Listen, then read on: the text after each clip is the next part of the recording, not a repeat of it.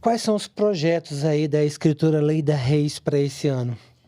Eu tenho um projeto, sim. Eu tenho um livro, né, um romance. Eu estou terminando de escrever. Espero terminar a escrita até antes do meio do semestre, né, para lançar esse livro. É um livro que eu queria ter lançado no ano passado, sabe, Edmilson? Mas não consegui concluir. Ele está praticamente pronto, mas preciso dar aquela revisada, né, aquela leitura, trabalhar um pouco melhor a linguagem dele. É um romance que foca a história de 3 mulheres, né, que se entrecruzam. E a principal delas é uma mulher que não tem nome, uma mulher que busca um nome. Ela é uma trans, né, uma jovem de 22 anos, transexual, que tem essa grande dúvida de qual é o nome dela, que nome ela vai adotar. Depois de ter, né, passado por essa transformação, ela tem uma dificuldade mesmo para escolher um outro nome. E ela é microempresária, é uma pessoa que cuida da família, né? O trabalho dela numa lanchonete, numa lanchonete à beira da estrada, é o que sustenta a família. E ela tem um relacionamento também, que é um relacionamento bastante complicado. Então, a história começa com essa personagem e depois vem outras mulheres também que vão ter alguma relação com ela ali. Então, é um romance, eu espero conseguir lançar ali para o mês de, talvez, maio, junho. A lanchonete talvez seja o espaço onde as outras duas vão se cruzar na história. Pode ser. Tem nome? Olha, o nome, eu não vou falar o nome porque ele é muito provisório. Seria Mulheres na Travessia do Arco-Íris, mas eu acho que eu vou ainda mexer nesse nome. E a gente percebe que já vem um romance bastante denso, porque a questão de ter já uma mulher trans em si, e eu imagino que esse personagem vive no nome o que ele viveu na orientação sexual, ou para entender Sim. a própria orientação sexual. Sim. Ou não. Sim. É o grande desafio, né, de assumir uma outra vida. Então, assim, ela não teve dificuldade com a transformação, né, com a aceitação. Eu tento fugir dos clichês nessa história, né, mas ela tem essa dificuldade com o nome. Ela tem problema familiar, teve um problema com a mãe e tudo, mas não teve, assim, a transformação dela foi tranquila. Foi uma coisa bem resolvida, ainda que ela sofresse um pouco de bullying na escola, foi bem resolvida, com os amigos mais próximos, foi muito tranquilo. Então, é uma personagem real, né? Assim, uma história que poderia ser real, porque nem todos são grandes dramas, né? Então eu tento trazer essa alegria, essa positividade também, né? Ela deu certo, né? A transformação dela deu certo. Ela só tem esse problema com o nome, assim, essa busca. E aí a gente aproveita para tratar um pouco também da questão filosófica, da questão psicológica. Trabalhar outros assuntos que estão ligados e estão em evidência, né? Você vem de livros assim, de mistério, investigativos. O porquê dessa mudança, assim, eu diria até drástica para a linha que normalmente você, como escritora, estava indo, né?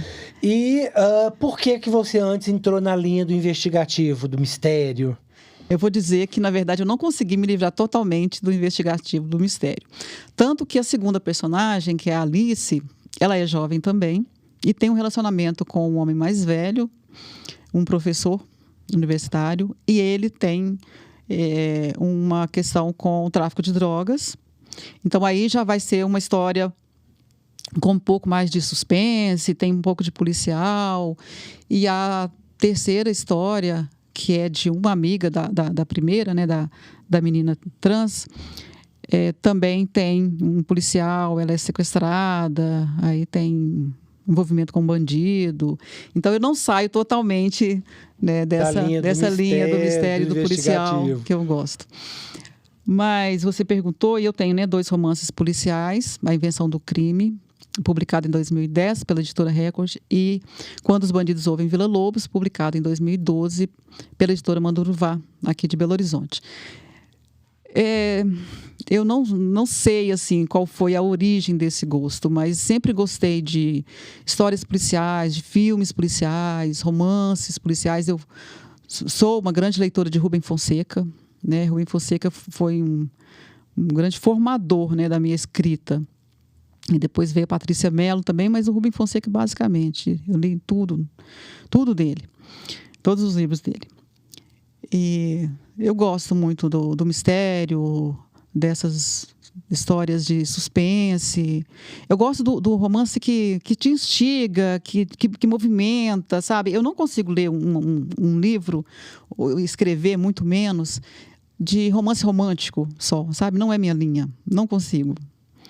Nem ler e muito menos escrever. Você falou que você lê tudo do Rubem Fonseca, né? Quem te faz hoje dormir de madrugada? Dormir de madrugada? Ficar mais tempo ali lendo um livro e você fala, vou ler ali 10 minutinhos para chamar o sono, e você lê horas. Eu tenho gostado, hoje eu não tenho um autor, assim, apesar do Ian McKeon, né, continuar produzindo, eu ainda tenho lido livros deles, mas hoje eu sempre busco conhecer autores novos. Então, por exemplo, li Carla Madeira, foi o último livro que eu fiquei lendo. Autores portugueses também eu gosto. Então, não tem um autor hoje que eu leio como eu li Rubem Fonseca, né? Como eu esperava, assim, o último livro dele, tinha aquela coisa de ficar esperando e ter aquele prazer, né, de ir à livraria e comprar e ler. Hoje eu não tenho um autor assim, eu leio, eu gosto de conhecer autores, né? Eu acompanho os prêmios, eu gosto muito de acompanhar os prêmios, sabe? Quem está ganhando prêmio, aí eu vou lá, compro um livro, né, do que ganhou, até para ver o estilo e tudo. Eu gosto de conhecer novos nomes. Quem é hoje a escritora Leida Reis? Eu estou tentando voltar para o estilo de prosa, né? Hoje a Leida está realmente voltando para o estilo que eu acho que é o que ela mais gosta. Porque ela escreveu infantil, né? Foram 3 livros infantis. Gosto, acho muito desafiante escrever para criança. Achava até, antes de criar a editora, a Páginas Editora, que eu não conseguiria escrever para criança. Porque o texto tem que ser muito inteligente, né? A criança é muito esperta. Então, eu achava muito, muito difícil. E, mesmo tendo amado a poesia desde que aprendi a ler, né? Escrevi poesias em cadernos de poesia, coloquei poesia como sobrenome dos meus filhos, né? Gabriel Poesia e Clarice Poesia, eles são registrados assim. Eu só fui publicar o meu primeiro livro de poesia em 2021, A Casa dos Poetas Minerais, porque eu sou muito exigente. Então, assim, eu sou basicamente uma escritora de prosa. O que eu gosto mesmo de escrever, gosto de escrever contos, mas o que eu gosto mesmo de escrever é o romance, tem aquele desafio de desenvolver uma grande história, uma narrativa que você vai amarrar os fatos, vai construir um personagem, vai acompanhar aquele personagem. E chega um momento em que o próprio personagem parece que começa a andar sozinho, sabe? A pensar sozinho.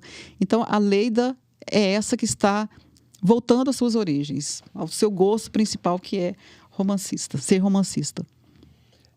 Explica para a gente, Leida, ou só dá, né, didaticamente, quando você fala prosa, né, para o nosso ouvinte, para quem está nos assistindo, para a gente começar a formar um pouco isso, porque muita gente escuta falar de prosa, de poesia, de poema. Quer dizer, quais são as diferenças disso? Conto, né? Você falou, né, no início da entrevista.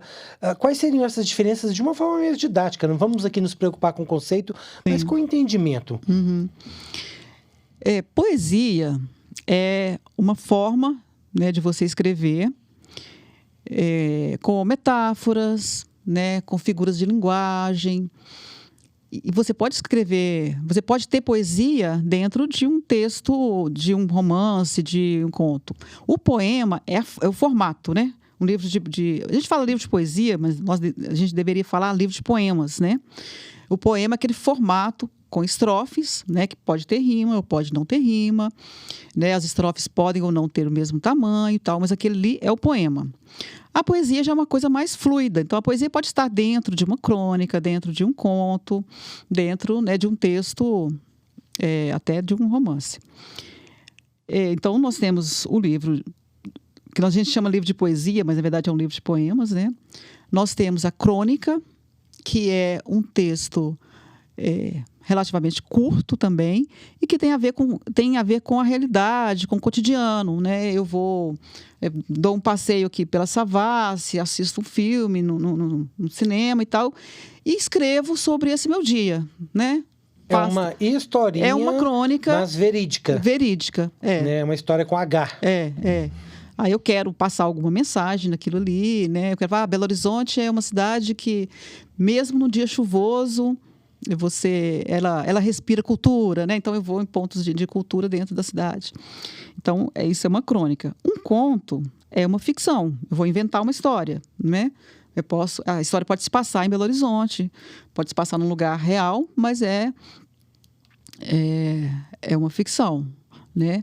2 jovens pegam o metrô no Eldorado e, dentro do metrô, eles encontram uma mulher e a mulher está com um celular fazendo uma transmissão, blá, blá, blá, blá, vou inventando uma história, né? Então, eu escrevo um conto que ele pode ter uma página, ele pode ter 2 páginas, ele pode ter 10 páginas, mas mesmo ele tendo 10, 15 páginas, ele é considerada uma narrativa curta. Grosseiramente, a gente pode dizer que é um romance curto, pequeno. Mas, porque o romance seria o conto estendido, né? Com mais páginas. Aí o romance é uma narrativa ficcional longa, né? Longa. Sim. Você pode ter um romance aí de 50, 60 páginas também, mas publicado, né, como um texto único, ou você pode ter um de 800, né, 1000 páginas. Guerra e Paz do Tolstói, dependendo da edição, tem 1000 páginas, né? Então, é por isso que eu falo que o que eu gosto de desenvolver mesmo é o romance, é um texto de ficção longo. E o que levou a Leida a pegar ali na pena, literalmente, para escrever o seu primeiro livro? De onde veio esse estímulo? Por quê? Olha, Edmilson, eu gosto de me lembrar, sabe, da paixão que eu senti quando eu comecei a ler os textos literários nos livros didáticos, porque não tinha livro em casa e não tinha biblioteca na minha escola também, na Escola Mariana Tavares, lá em Patrocínio. Eu estudei lá. Mas nos livros didáticos, quando a gente lia ali as estrofes dos poemas, as crônicas, né? Tinha crônica de Rubem Braga, de Clarice Lispector, de Carlos Drummond de Andrade, né? Tinha tanto crônica quanto poesia. Eu me encantei, sabe, por aquelas informações de outros mundos, sabe, por conseguir entrar em outros mundos por meio daquelas escritas, né? Então eu fiquei assim apaixonada. Aí fui tentando escrever, e aos 25 anos de idade eu já publiquei o primeiro livro, que foi um livro de contos. E eu tinha escrito como um romance, que se passa num hospício, né, com vários personagens ali. Mas depois eu vi que estava muito, muito louco, a história estava muito louca. E aí eu transformei em livro de contos. Eu peguei alguns personagens, né, fiz uma divisão mesmo de histórias, acrescentei outras histórias que não tinham nada a ver. E fiz um livro chamado De Cães Amarelos, que na época foi até muito elogiado aqui pela crítica. Todos os jornais deram matéria, sabe? Aí eu entrei, né, na vida de jornalista, né, fui trabalhar no jornalismo, não tive muito tempo para me dedicar à literatura, tanto é que depois eu só fui, essa publicação de 91, eu só fui publicar depois em 2010. Então, fiquei todo esse tempo sem publicar, praticamente sem escrever. Mas foi assim, acho que eu já nasci com essa paixão pela literatura. Dos seus livros, como é que está hoje, assim, em termos de venda? Como é que está a aceitação do público de uma forma geral? Como é que você avalia isso? Em termos de venda, acho que são mais os infantis, pelo que eu falei até numa outra conversa nossa, por causa das escolas, né? Por exemplo, o Minha Casa é o Mundo, que foi o último infantil que eu lancei, ele foi aceito agora no edital da Prefeitura de São Paulo, então ele vai ser comprado esse ano para as bibliotecas, né, de todas as escolas de São Paulo. E os outros também, a gente está sempre trabalhando em escola, né, alguns projetos menores. Eu tenho o Clube do Livro Infantil Solidário, né, que eu levo o livro para crianças também de um abrigo, uma vez por mês. Então, sempre levo meus livros, As Árvores Invisíveis, Super-Heróis da Bola, que eu escrevi junto com o meu filho Gabriel, e Minha Casa é o Mundo. Então, em termos de venda, de movimento, são mais os livros infantis. E como é que você percebe, assim, por exemplo, a aceitação dos livros, né, de mistério que você escreveu? Tem uma demanda do mercado por esse tipo, por consumir esse tipo de romance?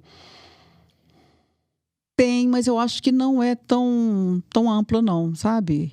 Eu não sei se é uma percepção assim, muito pessoal, mas acho que já foi maior. Eu acho que já foi maior. A gente tem alguns autores, por exemplo, Rafael Montes, né? Aquele do Bom Dia, Verônica, da série. Ele vende bastante, ele é muito lido, né? É um autor muito bom. Mas são poucos autores hoje que se destacam com livros, né? Basicamente desse perfil.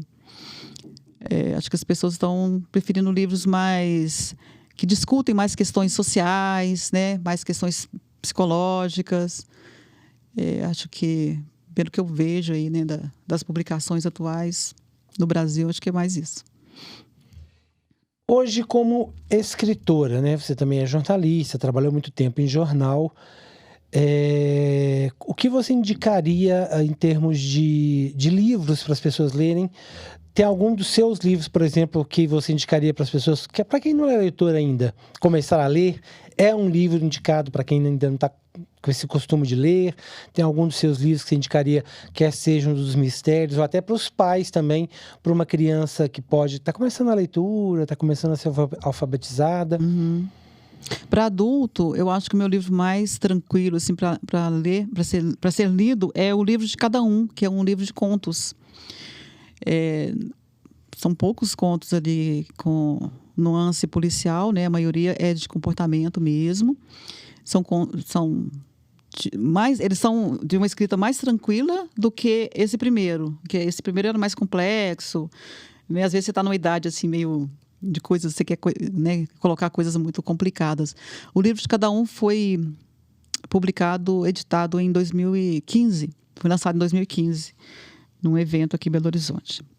Acho que é um livro mais tranquilo que eu indicaria.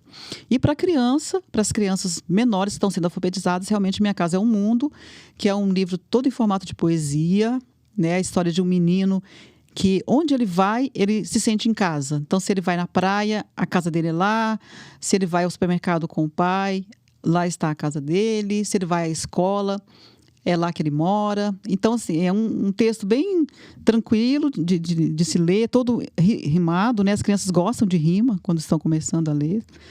Isso é unânime, né? Assim, todo mundo gosta de alfabetizar e tal através da rima. Então, esse é um livro que eu indico.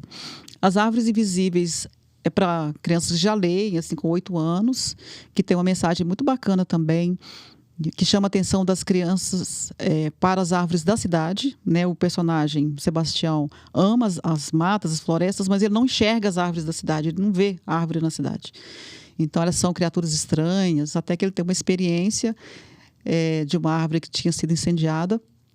A avó o chama para ajudar lá, aí que ele começa a perceber que aquilo era uma árvore e ele começa a ver que a cidade tem árvores também.